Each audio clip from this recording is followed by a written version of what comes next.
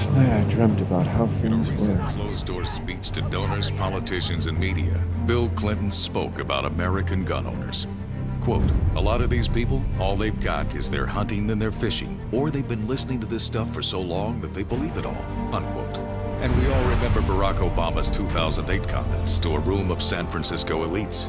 Quote, "It's not surprising then they get bitter. They cling to guns or religion," unquote. The arrogance of their superiority requires this reminder. They don't rule us. They don't give us rights. We grant them power. They don't make us safe. We pay to protect them.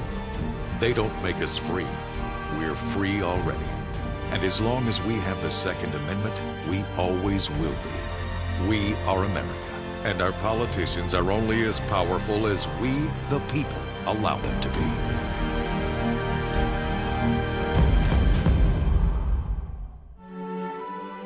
Fourscore and 7 years ago, our fathers brought forth on this continent a new nation, conceived in liberty and dedicated to the proposition that all men are created equal.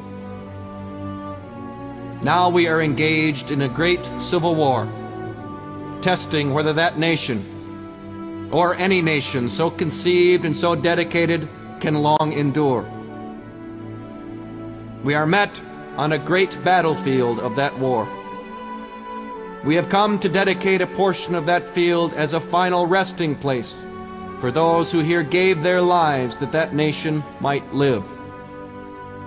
It is altogether fitting and proper that we should do this. But in a larger sense, we cannot dedicate, we cannot consecrate, we cannot hallow this ground.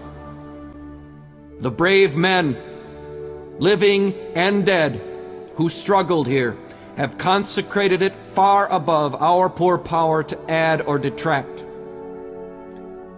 The world will little note nor long remember what we say here, but it can never forget what they did here. It is for us, the living, rather, to be dedicated here to the unfinished work which they who fought here have thus far so nobly advanced. It is rather for us to be here, dedicated to the great task remaining before us, that from these honored dead we take increased devotion to that cause for which they gave the last full measure of devotion. That we here highly resolve that these dead shall not have died in vain, that this nation, under God, shall have a new birth of freedom, and that government of the people, by the people, for the people, shall not perish from the earth.